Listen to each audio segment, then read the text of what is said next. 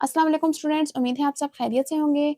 इस वीडियो में हम ग्रेड 9 के मॉडल पेपर का सेक्शन ए कंप्लीट सॉल्व करेंगे।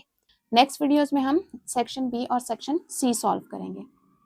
तो सेक्शन ए में एमसीक्यूज हैं in circle the correct option. Part 1 है the radical form of x raise to power -3/2 is. ठीक है, इसकी हमें रेडिकल फॉर्म बतानी है कि क्या बनेगी। ठीक है, अब देखें ये क्या है, x रेज़ टू पावर -3/2।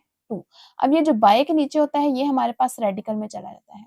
ठीक है, इस तरह से मीन्स के स्क्वायर रूट के बाहर यहाँ पर। ठीक है, अब अगर 2 हो तो हमें लिखने की जरूरत नहीं होती। ठीक है, अब जो न्यूमरेटर में मौजूद होता है वो x की पावर में ही मौजूद रहता है, मीन्स के -3। ठीक है, अब इस पावर को अगर हम पॉजिटिव करें, ठीक है, तो ये क्या अगर इस पावर को हम पॉजिटिव करें तो ये क्या हो जाएगा, डिनोमिनेटर में चला जाएगा इस तरह से। ठीक है, अब 1 का स्क्वायर रूट 1 ही होगा और यहाँ पर आ जाएगा square root of x cube. ठीक है, तो इसकी रेडिकल फॉर्म क्या बन रही है, 1 by square root of x cube. ठीक है, तो करेक्ट ऑप्शन हमारा क्या आ रहा है, बी। पार्ट 2 है which of the given option represent the scientific notation of this. ठीक है, ये आपको गिवन है 0.25 स्क्वायर, तो इसकी आपने साइंटिफिक नोटेशन बतानी है। साइंटिफिक नोटेशन में हम उसको किस फॉर्म में लिखेंगे। ठीक है, अच्छा साइंटिफिक नोटेशन में क्या होता है, फर्स्ट नॉन जीरो डिजिट के बाद पॉइंट आता है, डेसिमल पॉइंट, और इसके अलावा 10 की पावर में कोई ना कोई नंबर होता है। ठीक है, अब देखें यहाँ पर फर्स्ट वाला, ठीक है, यहाँ पर 10 की पावर तो मौजूद है लेकिन यहाँ पर डेसिमल पॉइंट क्या आ रहा है, 3 नंबर। यहाँ पर डेसिमल पॉइंट क्या है, 3 डिजिट्स के बाद, तो ये तो नहीं हो सकता। यहाँ पर 2 डिजिट्स के बाद डेसिमल पॉइंट है तो ये भी नहीं होगा। अब यहाँ पर फर्स्ट नॉन जीरो के बाद क्या है, डेसिमल पॉइंट है, 6.25 इंटू 10 रेज़ टू पावर -2। ठीक है, तो ये करेक्ट ऑप्शन होगा।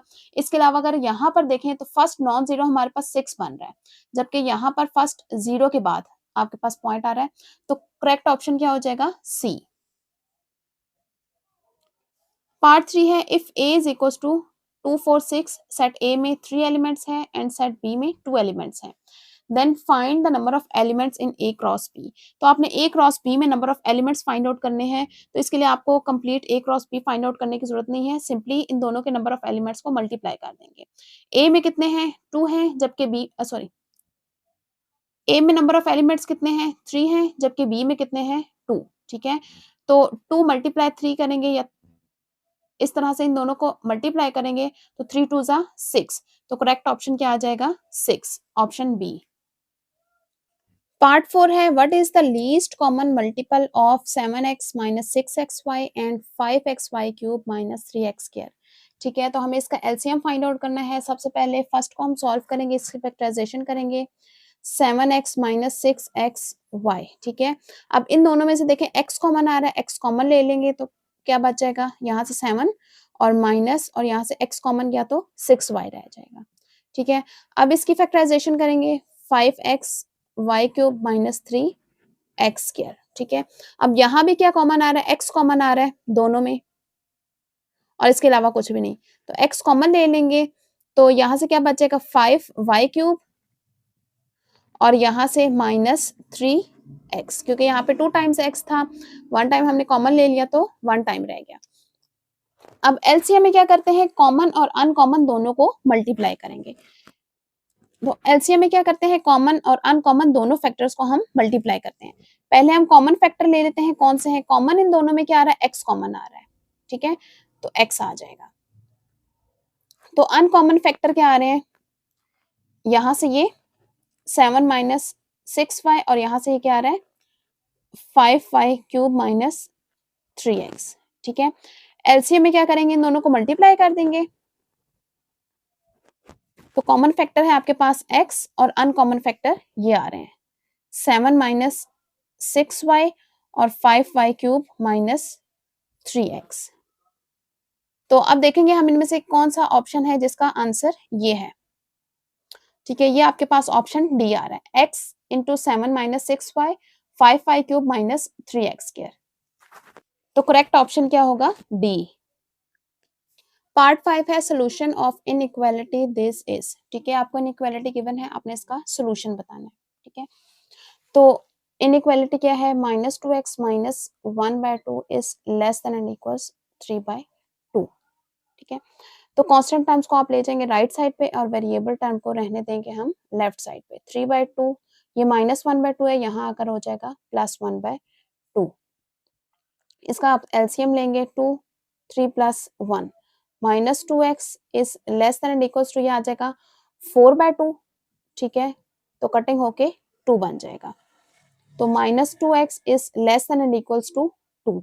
अब ये -2 यहाँ आकर डिवाइड हो जाएगा। जैसे ही -2 यहाँ आकर डिवाइड होगा तो इनइक्वालिटी रिवर्स हो जाएगी, ठीक है। ये कैंसिल आउट हो जाएगा और 1, तो x is greater than and equals to -1, ठीक है। तो करेक्ट ऑप्शन क्या होगा यहाँ पर? Option c, x is greater than and equals to -1। Part 6 है what is the radian measure of 15 degree 50 minute, ठीक है। ये आपको डिग्री मिनट्स में गिवन है, आपने इसको रेडियन में कन्वर्ट करना है, ठीक है। रेडियन में कन्वर्ट करने से पहले आप क्या करेंगे, इसको कंप्लीटली डिग्री में कन्वर्ट करेंगे।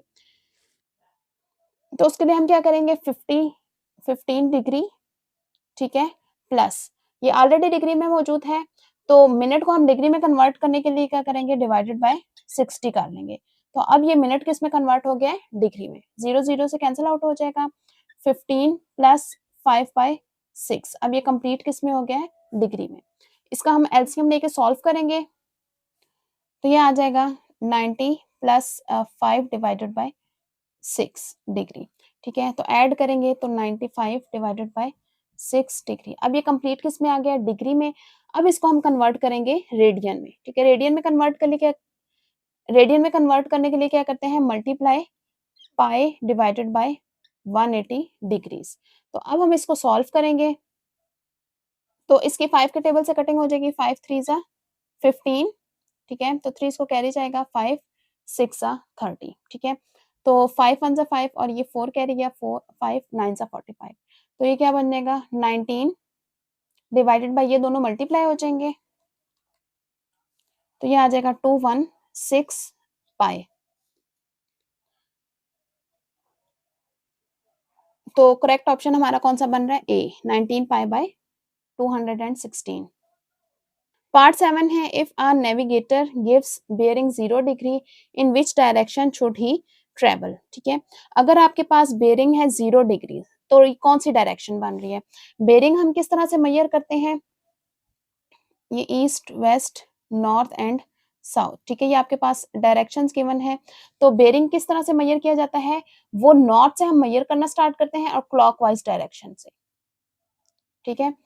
तो अब हमें 0 डिग्री बेयरिंग गिवन है तो हमारी कौन सी डायरेक्शन बनेगी, क्योंकि नॉर्थ से हम स्टार्ट करते हैं तो 0 डिग्री हमारी नॉर्थ की डायरेक्शन में आएगी, ठीक है। तो करेक्ट ऑप्शन क्या होगा, ए। पार्ट 8 है in the figure if alpha is equals to beta, ठीक है। आपको ट्रायंगल गिवन है, एंगल अल्फा और एंगल बीटा गिवन है और ये दोनों गिवन है कि इक्वल है। Then what is the value of b, तो आपने बी की वैल्यू फाइंड आउट करनी है। इसके अलावा आपको क्या गिवन है कि ये 90 डिग्रीज का एंगल है, अगर ये 90 डिग्री का है तो इसका मतलब है ये भी एंगल 90 डिग्री का होगा। अब देखें इन दोनों ट्राइंगल्स में दो एंगल्स इक्वल हैं, ठीक है। कोरस्पॉन्डिंग एंगल अल्फा के कोरस्पॉन्डिंग बीटा इक्वल एंगल है और ये दोनों कोरस्पॉन्डिंग एंगल 90 के, तो इसका मतलब है थर्ड एंगल भी इक्वल होंगे। तो ये दोनों ट्राइंगल किस तरह की हो जाएंगे, सिमिलर ट्राइंगल्स हो जाएंगे, क्योंकि अगर एंगल्स इक्वल हो तो वो दोनों ट्राइंगल्स हो जाते हैं सिमिलर, ठीक है। तो आपने बी की वैल्यू फाइंड आउट करनी है। तो अगर सिमिलर ट्राइंगल्स हों तो उनकी कोरस्पॉन्डिंग साइड्स की रेशियोज इक्वल होती हैं, ठीक है। तो ए डिवाइडेड बाय इसकी कोरस्पॉन्डिंग साइड क्या आ जाएगी, बी इज इक्वल्स टू, अब सी डिवाइडेड बाय इसकी कोरस्पॉन्डिंग साइड कौन सी आ रही है, डी, ठीक है। आपने बी की वैल्यू फाइंड आउट करनी है, क्रॉस मल्टीप्लाई करेंगे तो डी यहाँ आकर मल्टीप्लाई हो जाएगा, a d is equals to b c, ठीक है। सी यहाँ का डिवाइड हो जाएगा, a d divided by c is equals to b. तो बी की क्या वैल्यू आ रही है, a d divided by c. तो करेक्ट ऑप्शन क्या होगा, सी। पार्ट 9 है what is the value of -3 tangent square theta in a single trigonometric function, ठीक है। आपने इसको एक सिंगल ट्रिग्नोमेट्रिक फंक्शन के फॉर्म में लिखना है। क्या है, -3 टेंजेंट स्क्वायर थीटा, इन दोनों में से -3 कॉमन आ जाएगा तो यहाँ रह जाएगा 1, माइनस का साइन कॉमन लिया है तो ये साइन चेंज हो जाएगा, plus tangent square theta. 1 plus tangent square theta किसके इक्वल होता है, सीकेंट स्क्वायर थीटा। तो ये क्या बनेगा, -3 सीकेंट स्क्वायर थीटा। तो करेक्ट ऑप्शन क्या है, बी, जो कि है -3 सीकेंट स्क्वायर थीटा। पार्ट 10 है, which of the following point is the intersection of the angle bisector of triangle. Means के एंगल बाइसेक्टर ऑफ ट्राइंगल से हमारे पास उसका जो पॉइंट ऑफ इंटरसेक्शन होता है उसको हम क्या कहते हैं, ठीक है। तो एंगल बाइसेक्टर, फॉर एग्जांपल ये आपके पास एक ट्राइंगल है, ठीक है। एंगल बाइसेक्टर का क्या मतलब है कि वो लाइन जो इस एंगल को 2 इक्वल पार्ट्स में डिवाइड कर रही है। तो अब इनके इंटरसेक्शन किस पॉइंट पर और इस पॉइंट पर, ठीक है। ये तीनों जो हमारे पास एंगल बाइसेक्टर है, जिस पॉइंट पर मीट कर रहे हैं, इंटरसेक्ट कर रहे हैं, इस पॉइंट को हम क्या कहते हैं, इस पॉइंट को हम कहते हैं इन सेंटर। तो करेक्ट ऑप्शन होगा सी।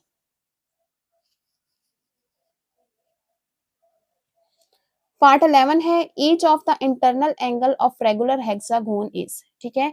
एक रेगुलर हेक्सागोन है, उसका हमें इंटरनल एंगल फाइंड आउट करना है। इंटरनल एंगल का क्या फार्मूला होता है हमारे पास, n-2 into 180 degree divided by n। n क्या होता है, नंबर ऑफ साइड्स, ठीक है। हेक्सागोन की नंबर ऑफ साइड्स कितनी होती है, 6। तो 6 - 2 इंटू 180 डिवाइडेड बाय 6, ये आ जाएगा 4। 4 डिवाइडेड बाय 6 इंटू 180 डिग्री। तो इसको जब हम मल्टीप्लाई करेंगे, सॉल्व करेंगे, तो ये आ जाएगा 120 डिग्री, ठीक है। 2 2 जा 4 एंड 2 3 जा 6 एंड 3 6 3 एंड 3 60 जा 180। तो 60 को 2 के साथ मल्टीप्लाई करेंगे तो ये 120 आ जाएगा। तो करेक्ट ऑप्शन हो जाएगा डी। पार्ट 12 है, locus of points equal distance from point P and Q is. वो पॉइंट जो कि P और Q से इक्वल डिस्टेंस है, इक्वल डिस्टेंस पर है। ये फॉर एग्जांपल पॉइंट Q और पॉइंट P है, ठीक है। तो अब देखें, इससे इक्वल डिस्टेंस पर हमारे पास कौन सा पॉइंट हो सकता है, एक तो ये मिड पॉइंट होगा, ठीक है। इसी तरह ये भी पॉइंट जो होगा इन दोनों से इक्वल डिस्टेंस पर होगा। इस तरह इस परपेंडिकुलर लाइन पर, ये जो हम इसका पी क्यू का परपेंडिकुलर बाइसेक्टर बनाते हैं, इस लाइन पर जितने भी पॉइंट्स होंगे वो क्या होंगे, पी और क्यू से इक्वल डिस्टेंस पर होगा। तो लोकस इसका क्या बन रहा है, ये परपेंडिकुलर बाइसेक्टर बन रहा है, ठीक है। तो हमें एक्चुअली इसकी इक्वेशन फाइंड आउट करनी है, ठीक है। तो अब हम ये पता है कि ये परपेंडिकुलर बाइसेक्टर होगा जो कि इन दोनों पॉइंट से इक्वल डिस्टेंस होगा। तो इसका मतलब है कि ये इसके मिड पॉइंट पर होगी, ठीक है। ये परपेंडिकुलर बाइसेक्टर किस पर होगा, इसके मिड पॉइंट पर होगा। तो P और Q का पहले हम मिड पॉइंट फाइंड आउट कर लेते हैं। ये 5 और 4 है और Q जो है 5 और -6 है। तो मिड पॉइंट फाइंड आउट करने के लिए दोनों x कोऑर्डिनेट्स को हम ऐड करेंगे और डिवाइडेड बाय 2, इस तरह से x कोऑर्डिनेट आएगा।